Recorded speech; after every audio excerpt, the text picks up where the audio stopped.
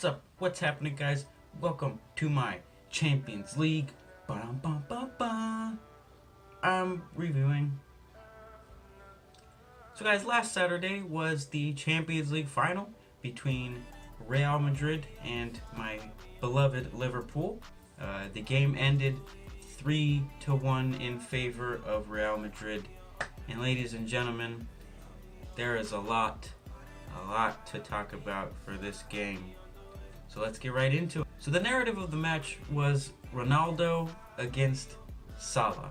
Who is going to be the most impactful? Who is going to set the tone, change the game, do something that puts the other team in front?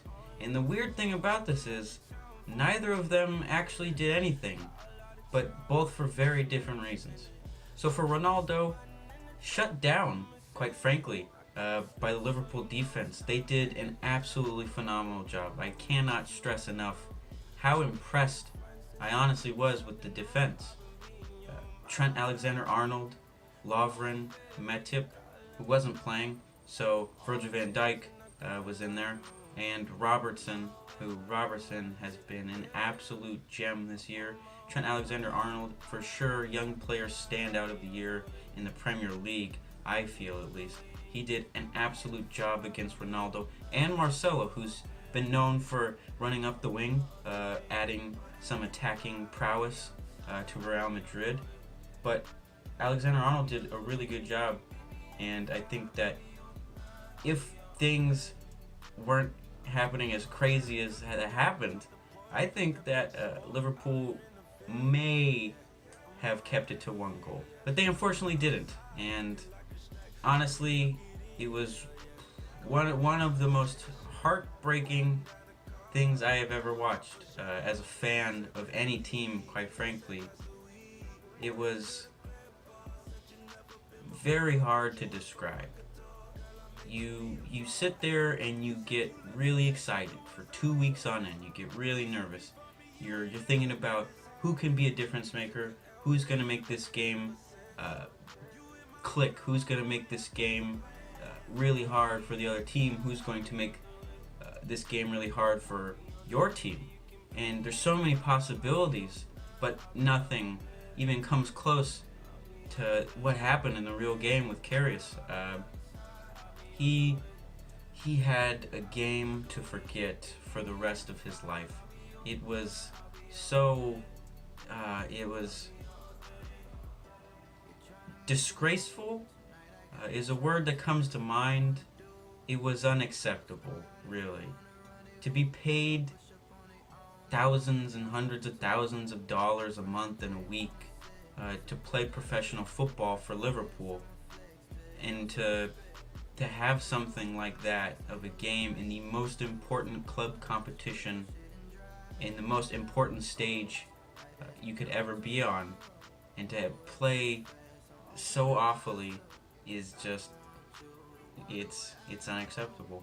But the thing is, as unacceptable as it was, and how mind-boggling the things he did, where he threw the ball literally at Karim Benzema's leg, who was maybe 3 feet away, 5 feet away, right next to him, threw it right to his leg, bounced off of his leg, and into the goal. And that was the first goal after a first half which had, Mo Salah getting injured, which I'll get to that later, but a really energetic, really pressing style of play that everybody knew that Liverpool would have.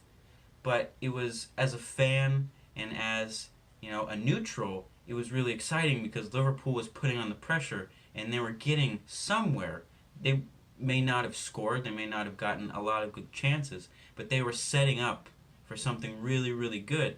And once they survived the Salah injury in the first half and they got to halftime, it was, can they keep it up? And for the majority they did. They kept it up, they did really, really well.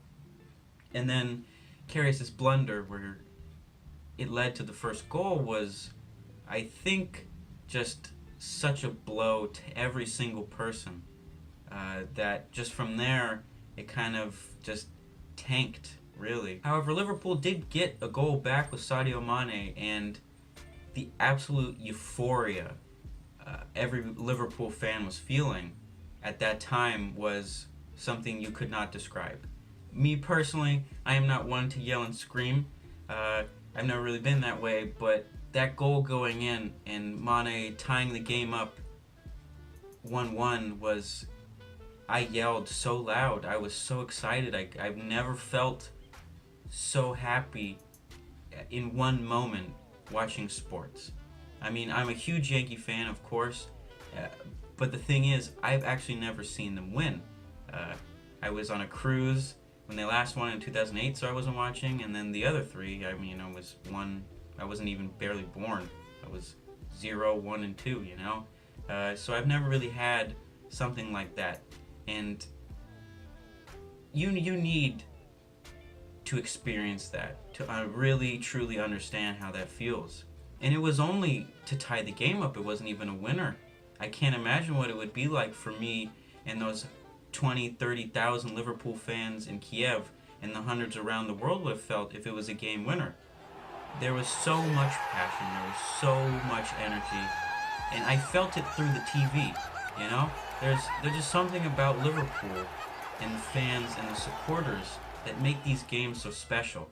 And it makes it so, you know, there's nothing that can describe it. But that goal was so pivotal in getting this team back, and in a way it did. But at the same time, unfortunately, Gareth Bale came on, and I knew that entire game leading up to him coming on. I knew he was coming on. I knew it was coming. And I was always thinking, okay, who's gonna mark him? Who's gonna guard him? Who's gonna do this? Who's gonna do that? How are we going to stop him? Because we had put Ronaldo in his place. He did nothing, absolutely nothing, and that was really great. And that was, as a fan, as a supporter, super motivating, and it was really positive to see. Then Bale came on, and I was like, okay, who are gonna have mark Bale? Corner kick comes in. UEFA Champions League, greatest goal ever. In the despair and the anger and the just absolute distraught feelings that I was having after going down 2-1, I couldn't help but applaud the goal. It was something of beauty. It's something that, you know, it'll only ever happen once in a millennium or a century or anything. I don't ever think there will be another goal like that. It was just so special. The technique, he put it right into the top left corner, kicking it with his left foot. Nonetheless, it was something so special, and I can't be mad at conceding a goal like that. What I can be mad at is the third goal. Bale is probably 40 yards out, just a little in front of the halfway line, or the 50-yard, or maybe not 50 yards. I don't remember how long the field is. But yeah, from 40 yards out, hits it right at Karius, right into his hands, and, you know, it just went right through. He seemed to be incredibly unsure of himself. I don't think that the goal he conceded after throwing off Benzema gave him much confidence at all, which is really sad, but, you know, you're a professional, you got to get your head in the game, right? But that was the nail in the coffin. And granted, Karius did get hit in the head by Ramos, who I will get to in a second. Off of one of a missed shot, he elbowed him right in the face, and then like a minute or two later, you know, goes right through his hands. I think that might have, you know, led to it, but I don't really think that was the sole reason why he had that. I think it was a lack of confidence in Karius. But yeah, like I said, the game ended 3-1. Incredibly disappointing, but the most disappointing thing in that entire game was Sergio Ramos. He is known for being a very tough, dirty player. And I know it sounds like I am somewhat making excuses, but you can basically ask anybody that watches soccer or football, and they have an idea that he is not the greatest person to play against. But in about the 30th minute, him and Salah are going for the ball. He hooks Salah's arm after Salah's arm was kind of draped across his chest while they were running. Starts to fall, and while he falls, grasps his arm and tucks it against his body and throws him down to the ground. And Salah lands right on his shoulder. And that was an emotional moment, I think, because Salah has done so much for Liverpool this season. That is undeniable. Every single person in the entire world would say that Salah has done so much for Liverpool and for football in general. But to see him go down, to see him wailing and flailing all over the ground, soccer, they do over exaggerate their injuries, but there was just something about it. When you were watching it, you had a feeling, you knew that wasn't fake, and you knew it was something really bad. And to see him like that after doing so much for Liverpool, but also doing so much for Egypt, which is more important at this point in time, was very, very emotional. He came back on, tried it out, but in the end he was just laying on the ground and he absolutely couldn't take it. And you could see the emotion in his face, you could see him with the tears in his eyes, and that led to me and probably the entire country of Egypt, all Liverpool fans, and a majority of fans across the world start to tear up as well, because you could tell how much it meant to him to be in this game and to be out so quick. That was one of the reasons, but the other reason was at that time it seemed very unlikely, just the way it happened and how bad it looked, that he was going to play for Egypt, which to them it is something to be in the World Cup that is indescribable. They haven't done this in a long time, and they haven't had a player as good as Salah ever, in my opinion. And I think that it's very disheartening to see something like that, and to see the emotion, and for him to know that he couldn't do everything he possibly could to win that game is heartbreaking, really. And the thing is, if he played in that game, would it end 3-1? I don't know. If he didn't get hurt, the game would obviously go in such a different direction. Karius would probably not make that mistake. Bale would probably not score that goal, and Bale wouldn't score the other goal as well, because they wouldn't be in that position, because the things leading up to those goals would be entirely different if Salah was on the field. However, those things did not happen. The game happened how it did, and you can be as disappointed and as frustrated as you can and as you please, really, because your opinion is however you feel on the game. But I think that you need to realize football is a game, and winning a Champions League, yes, it's one of the greatest feelings, I'm sure, in the world, right behind winning the World Cup. But football is not the world. Football is something that is a game. It does not save lives. It does not change the way that the world works. However, it is something that lets you, take a break from this world, because, quite frankly, most people, including myself, find this world to be declining at a steep rate. And it's disappointing. You really feel that people should have, as big of a heart as everybody else, as the real fans.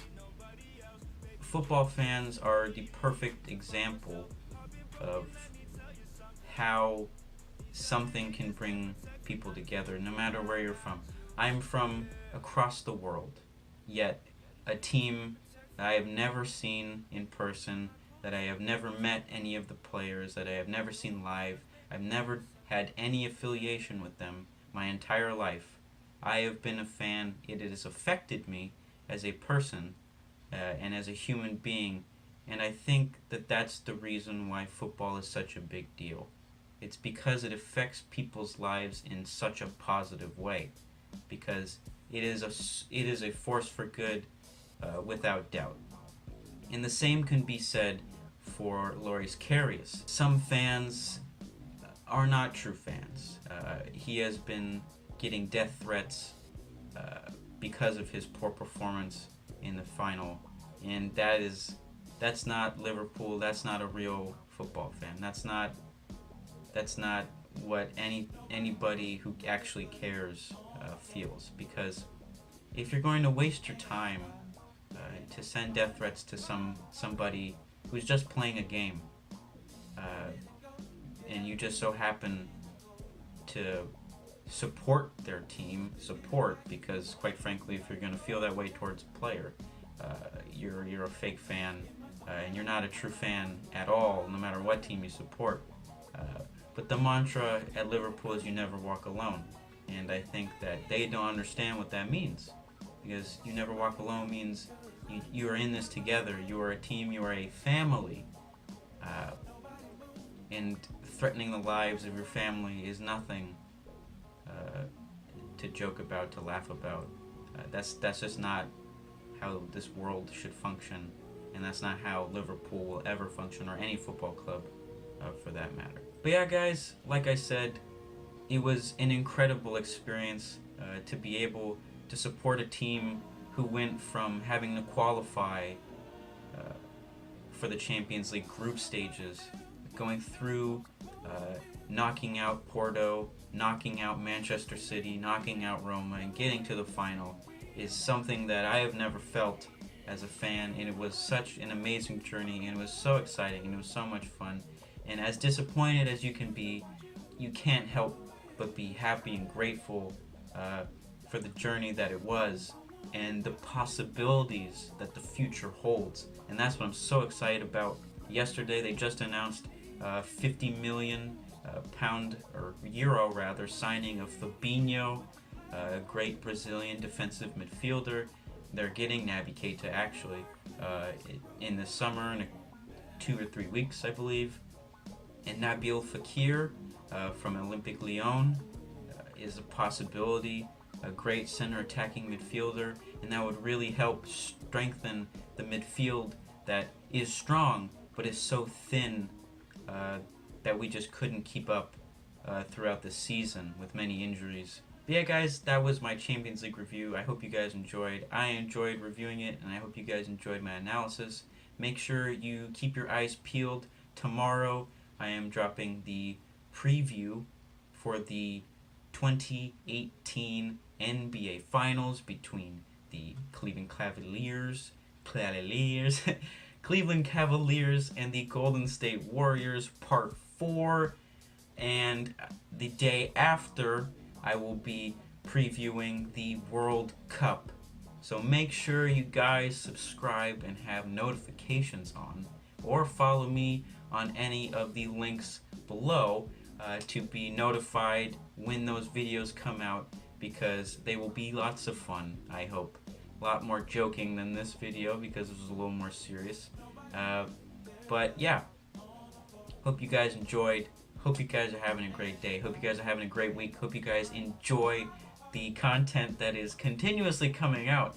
There will be no This Week in Sports, because This Week in Sports, there's only 2 things going on. That's the finals, and that is the NHL Stanley Cup final between the Vegas Golden Knights and the Washington Capitals. I think Vegas will win, by the way. But like I said, make sure you tune in. Make sure you're subscribed. Make sure you're having fun, having a great day, smiling, laughing, living your life as possible and impossible, like Kim Possible. Just have fun. And I will see you guys later. White Mamba out. Peace. This shit don't work with only you or only me. Need a little bit of you all over me. I've been waiting for that special moment. Been grinding all day, let me flex with someone.